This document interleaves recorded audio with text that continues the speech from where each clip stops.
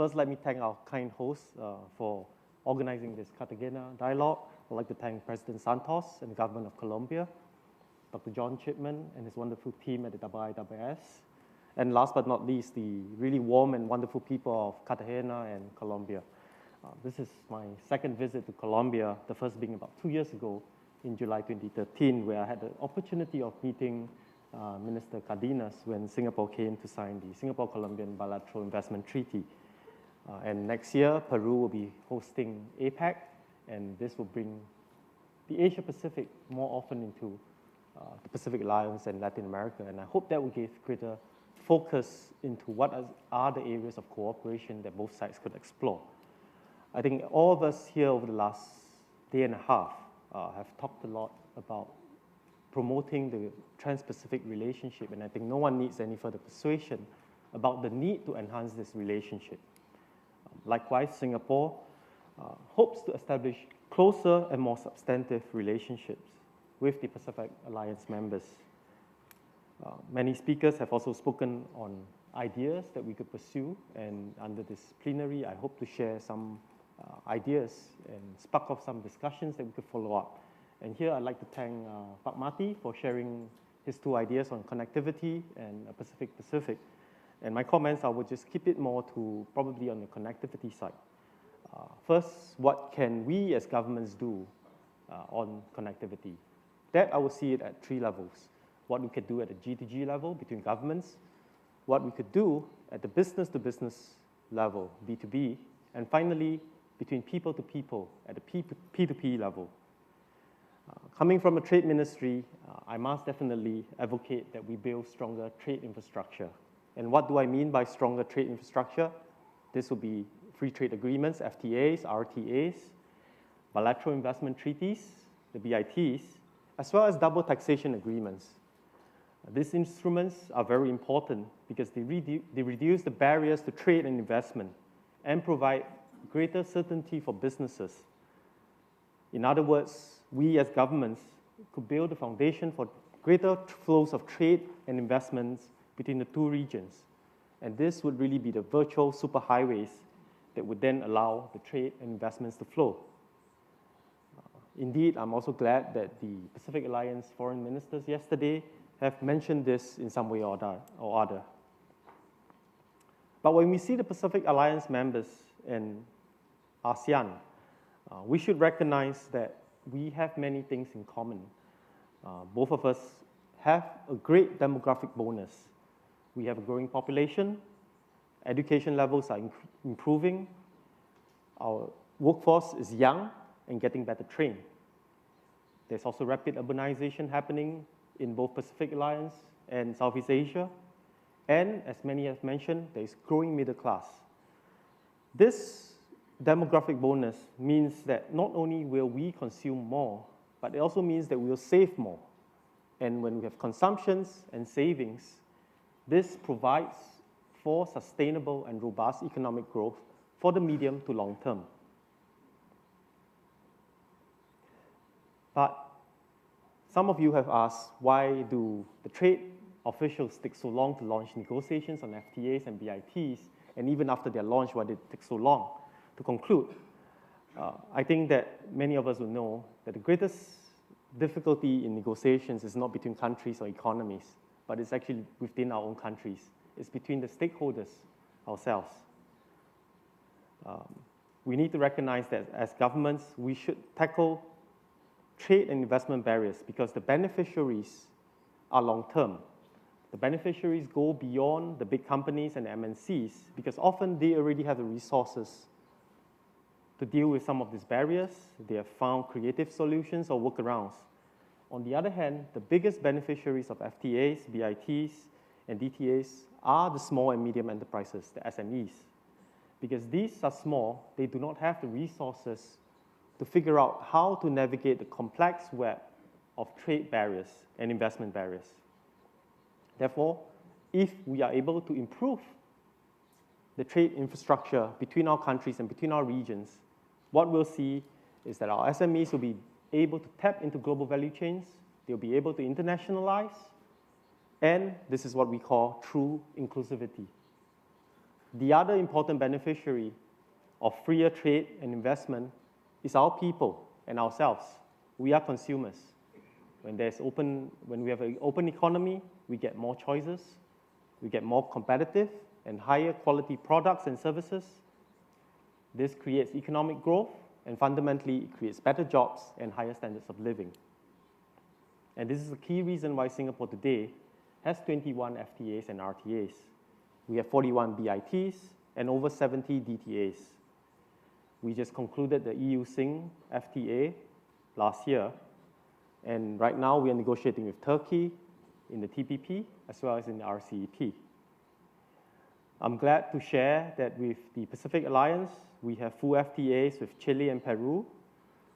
We're negotiating with Mexico as part of the TPP, and with Colombia, we have signed a BIT. We also have FTAs with Costa Rica and Panama, and I'm excited to hear that they are pending membership into the Pacific Alliance. Indeed, with all these FTAs in place in Singapore, what we have seen is that over the last 5 years, Singapore's trade with Pacific Alliance members have doubled over the last 5 years. Our vast network of trade infrastructure has made Singapore an attractive investment destination for companies to invest in and establish their location to reach out to Southeast Asia. Therefore, my first suggestion is that as governments, we should be strategic and think long-term and continue to build on this trade infrastructure, because many of you come from the strategic and defense sectors, and we hear of the need to enhance the security, and I couldn't agree more with that. But I will be a bit provocative here and toss out an idea that instead of just considering a bilateral FTA, we should also consider the possibility of a Pacific Alliance ASEAN FTA. And why do I say this? It is going to be difficult, it will be ambitious, it will be challenging, but when you have a region-to-region FTA, what it offers is that we could have benefits like regional accumulation under the rules of origin. And what this can do is this can boost intra-Pacific Alliance trade and production, and likewise intra-ASEAN production and trade. And in today's 21st century manufacturing, where everything is broken up and fragmented across countries and economies, having a region-to-region FTA makes sense, because we can then allow our companies to tap into the global value chains. Another reason is that strategically, a Pacific Alliance ASEAN FTA could also be a stepping stone towards an eventual free trade area of the Asia Pacific, or the FTAAP. The second area which I think government can play a much bigger role in is facilitating the business-to-business connections. Here, we think that governments can play a leading and catalytic role for a start, and then let the private sector take over in time to come. From yesterday's discussion, it was quite clear that we have a problem with information asymmetry and a knowledge gap. Some speakers have alluded to this, as in, why do businesses not see the potential?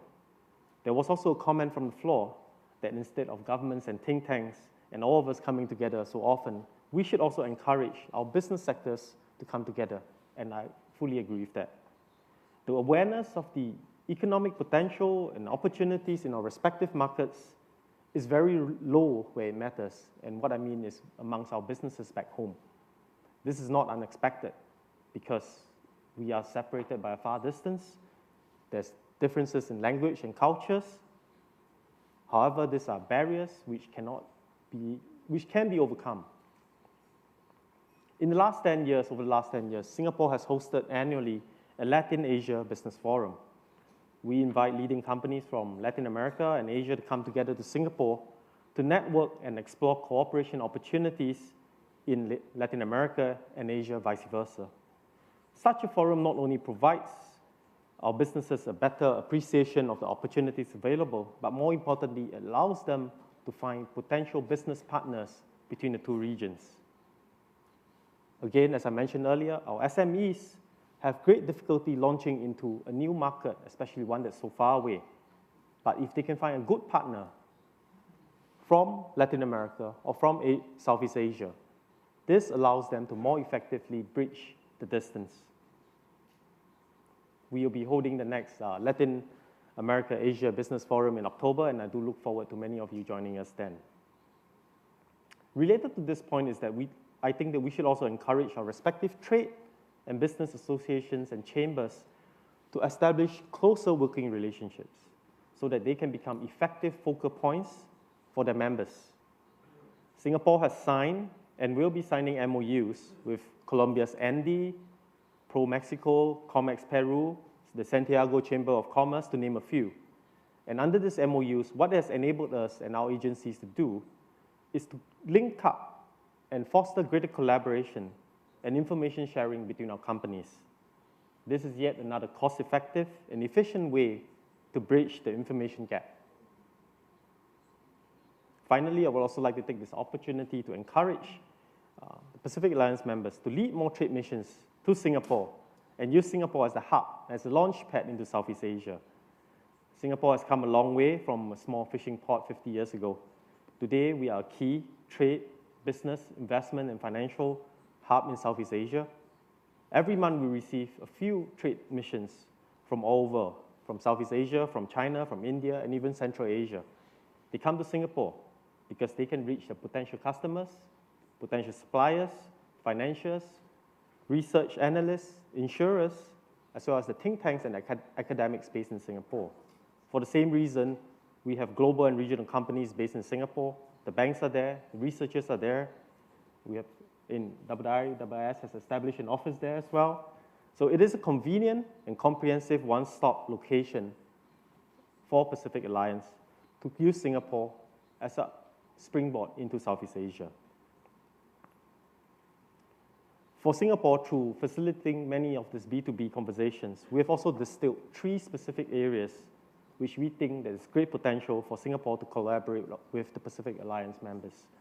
In energy and minerals, in logistics, including ports, and in urban solutions and infrastructure, including ICT. Singapore is a very small country, but these are the areas we have grown strong in and having transformed ourselves over the last 50 years. And with rapid urbanization and a growing middle class in our regions, these are the 3 areas where we believe Singapore's expertise and experience could find good applications in the Pacific Alliance. And the last area that I would like to touch upon is the people-to-people connections. I think we've heard many good ideas yesterday about encouraging more university-to-university exchanges, about promoting tourism, the need to not, how should I put it, the visa waivers for tourists from Asia coming into Latin America and vice versa has also facilitated the tourism flows. But as many of us have faced, it is a long journey of over 40 hours, and there's much more that we could do to find an intermediate locations where we could promote greater aviation links and promote the people-to-people flows. With that, thank you. Thank you very much indeed.